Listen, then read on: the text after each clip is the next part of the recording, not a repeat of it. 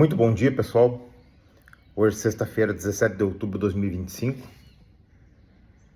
Começou chovendo aqui, deu uma paradinha agora. Dizia a previsão do tempo que ia chover depois do almoço. Mas tá uma delícia que os passarinhos cantando assim animadamente. Bom, não precisa falar do Tonel e da Axel que estão dormindo aqui do lado, né, os dois. Já comeram um fígadozinho frito ali.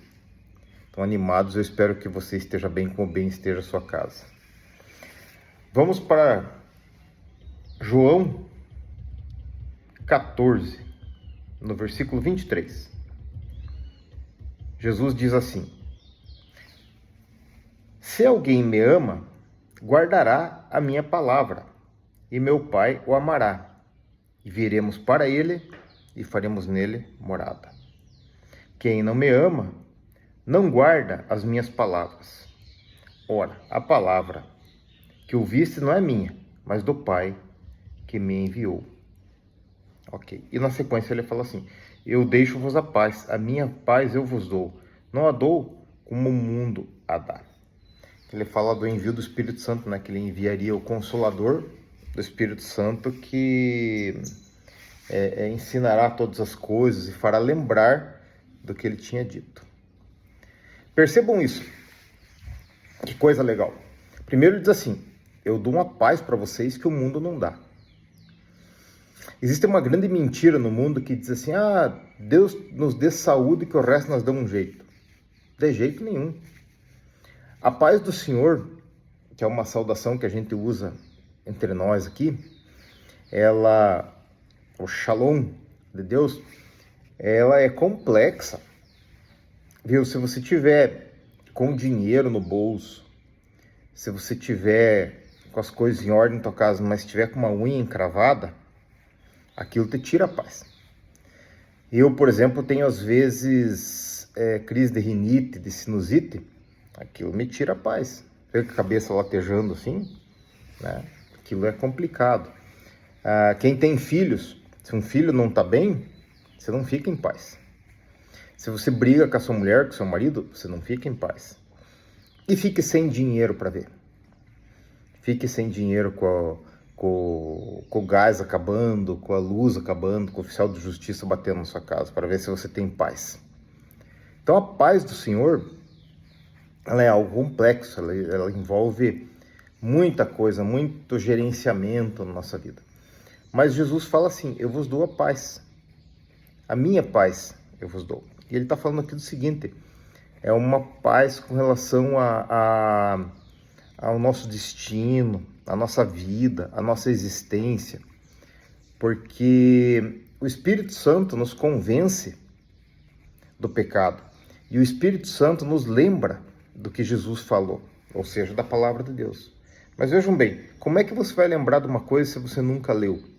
Como é que você vai lembrar de alguma coisa se você nunca ouviu? Aí você entende o porquê desses videozinhos nossos. Porque de uma forma ou de outra, todo dia nós lemos algum versículo e explicamos alguma passagem bíblica. E isso pode ter servido de ferramenta no dia do aperto na tua vida, como serve para mim, né? Porque os dias são maus, os dias são muito maus. Mas Jesus fala uma coisa que é interessante. Tinha um político, uma vez, vocês sabem que eu assim, tenho uma implicância com esses caras, não por ideologia, né? Por ideologia também, mas eu tenho implicância porque eu não sou burro e eu não me deixo manipular. Tinha que nem tem um político agora indo em igreja. A igreja vai, o cara é o filho de Satanás, é o filho da mentira, um sujeito ignóbil, né? Corrupto, o cara pratica quase todos os pecados conhecidos ali da Bíblia, né? E tinha um outro também que decorou um versículo lá, totalmente fora de contexto, e ficava falando dele. E o cara era mentiroso, era mal educado, era corrupto, tal, um monte de coisa grosso, e ficava falando. Então, percebam o que Jesus diz assim: quem me ama, guarda os meus mandamentos. No 24, quem não me ama, não guarda as minhas palavras. Tá bom? Você pode ter suas convicções, pode fazer o que você bem entender da tua vida.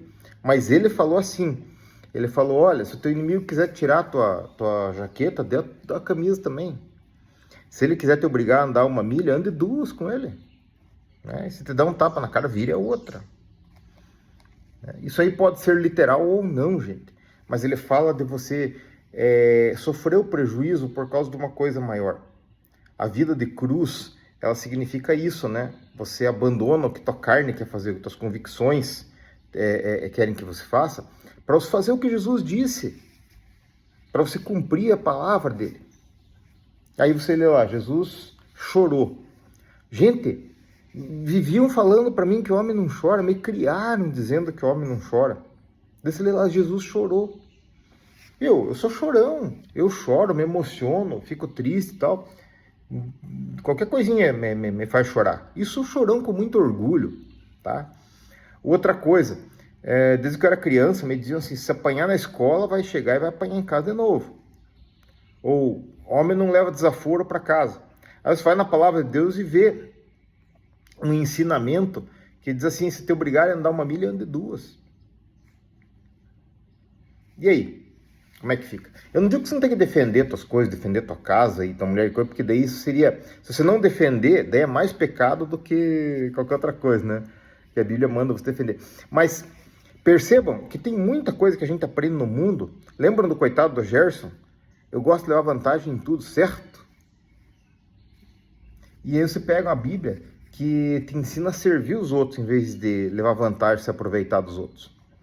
Aliás, por causa de manipular e se aproveitar dos outros, é que o mundo está nessa situação, que o Brasil está nessa situação e que as coisas vão andando do jeito que vão, porque todo mundo só quer se aproveitar dos outros. Querem fazer as coisas, não pagar conta, querem ter mais do que é devido e tal. Então, percebam uma coisa aqui. O estudo de hoje é assim. Você obedece a palavra de Jesus? Essa é a interrogação. Você conhece a palavra de Jesus? Porque Jesus é o centro da Bíblia. Toda a Bíblia só faz sentido quando você coloca Jesus no centro da Bíblia. É a interpretação cristocêntrica que você chama. E não tem erro. Se você fizer a interpretação cristocêntrica, você sempre acerta. Aí você pega lá todos os profetas, tá? Falaram de Jesus, todo mundo previu a vinda de Jesus, tá? E todo mundo depois, Jesus só falou dele também, tá? Jesus é o centro da Bíblia. Então, se você não lê a palavra de Deus, se você não se dispõe a ouvir, a conhecer, como é que você vai cumprir os mandamentos de Jesus? Como é que você vai guardar as palavras de Jesus? Tá? Ele diz assim, quem me ama é amado do meu Pai. Tá? Meu Pai o amará. E viremos para ele. Viremos quem? Eu e o Pai. E faremos nele morada. A Bíblia diz assim, eis que estou à porta e bato. Se alguém ouvir a minha voz, abrir a porta, entrarei e cearei com ele. Porque o Espírito Santo é cavalheiro. O Espírito Santo ele não entra na casa sem ser convidado. Tá? O diabo entra. O diabo se disfarça de coisas boas, de outras coisas, e ele é sutil. Mas o Espírito Santo não, ele precisa ser convidado. Então, quando você aceita Jesus como Senhor e Salvador e convida ele para fazer morada no teu coração, ele vem. O Espírito Santo vem. Ele faz morada em você e ele te convence do pecado e ele te lembra das palavras de Jesus. É ele que diz assim, olha, você faz assim, faça assado, faz desse jeito, faz do outro, tá? Mas para você fazer o que ele diz, você tem que ter consciência de que existem mais vozes. Existe uma voz externa que fica falando no seu ouvido, coisas diferentes da Bíblia. Existe uma voz que é do seu coração e ele é enganoso também, que faz as coisas diferentes. E existe a voz do Espírito Santo, te ensinando o que se deve fazer certo, o que eu devo fazer certo. A escolha de quem que nós vamos obedecer é nossa. Mas para você saber quem que está obedecendo, se está certo ou não, você tem que conhecer a palavra de Jesus. Então, comece hoje lá lendo o João 14, lá é bem legal, tem bastante coisa, é bem rico para você e para mim. Deus te abençoe e a tua casa. Tenha um excelente fim de semana.